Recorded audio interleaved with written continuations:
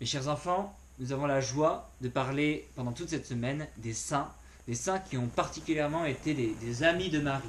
On essaye tous d'être des amis de Marie, et d'ailleurs tous les saints ont été des amis de Marie. Alors vous pouvez vous demander, ça ne sert à rien de parler d'un saint en particulier, sinon on devrait parler de tous les saints en même temps. Alors vous avez raison parce que tous les saints, s'ils ont été au ciel, c'est que nécessairement ils ont été des amis de la Sainte Vierge, mais il y en a un en particulier.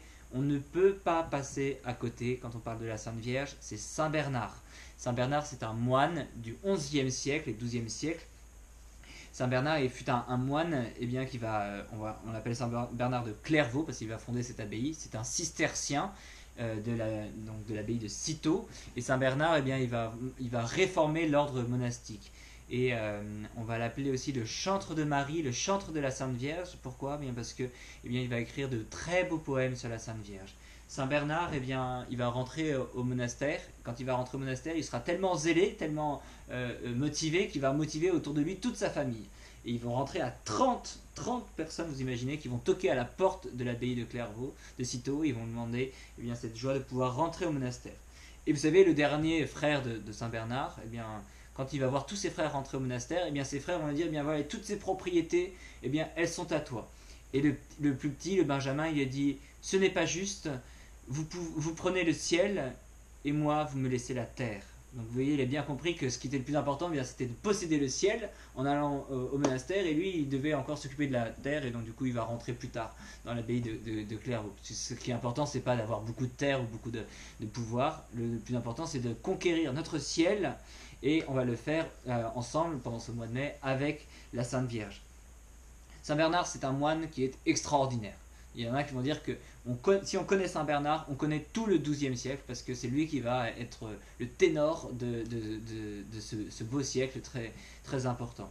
Saint Bernard va notamment être le prédicateur de la croisade. Il va encourager la croisade, il va prêcher là-dessus, il va écrire les constitutions du temple, des Templiers. Il va être un conseiller très proche de Louis VII.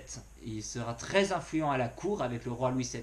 Vous voyez, il est à la fois un réformateur de la vie monastique, il est à la fois un grand prédicateur, il est à la fois le conseiller de Louis VII, le roi Louis VII, il est à la fois un grand écrivain, un grand docteur de l'Église, et en plus des cas, vous savez, il était le conseiller, il écrit même des lettres un peu dures contre le pape Eugène III. Pourquoi ? Parce qu'il ne l'aimait pas ? Non.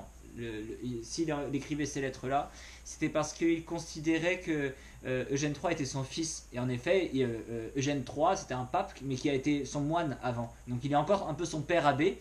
Et donc du coup, il se sent le rôle encore de père, de papa, et il lui donne des conseils. Alors bien sûr, il est soumis au pape, etc. Mais il se permet quand même de lui dire de faire attention, notamment au fait qu'il ne dorme pas assez, le fait qu'il doit ménager sa propre santé, parce que vous voyez, il se sent encore l'esprit, le cœur de père.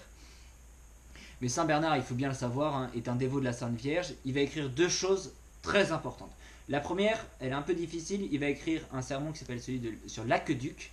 Il va dire qu'en fait, toutes les grâces, Notre-Dame, c'est pas celle qui crée la grâce, c'est Jésus, bien sûr, qui nous donne les grâces, mais toutes les grâces, elles passent comme dans un aqueduc. Vous voyez, un aqueduc, c'est là où l'eau coule pour arriver dans une grande citerne et qui est puisée dans le lac ou dans la mer.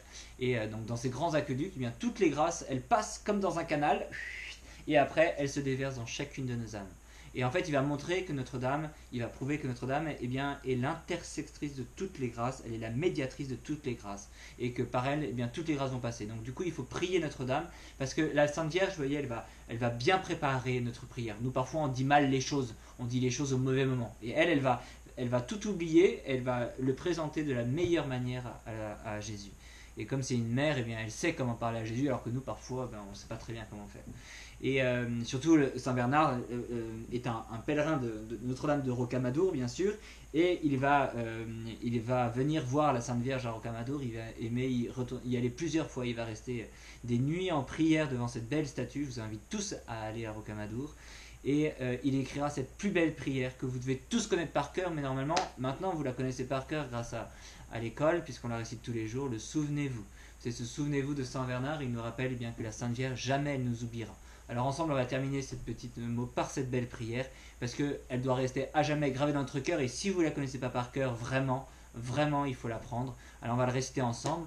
Souvenez-vous, ô très miséricordieuse Vierge Marie, qu'on n'a jamais entendu dire qu'aucun de ceux qui ont eu recours à votre protection, imploré votre assistance, réclamé vos suffrages qui ont été abandonnés, animé d'une pareille confiance, ô Vierge des Vierges, ô ma mère, je viens à vous, et gémissant sous le poids de mes péchés, je me prosterne à vos pieds. Ô Mère du Verbe incarné, ne méprisez pas mes prières, mais écoutez-les favorablement et daignez les exaucer, ainsi soit-il. Notre-Dame de Fatima, priez pour notre école. Saint Joseph, protégez nos familles. Saint Bernard, donnez-nous un cœur toujours plus ardent pour aimer la Sainte Vierge. A bientôt mes chers enfants.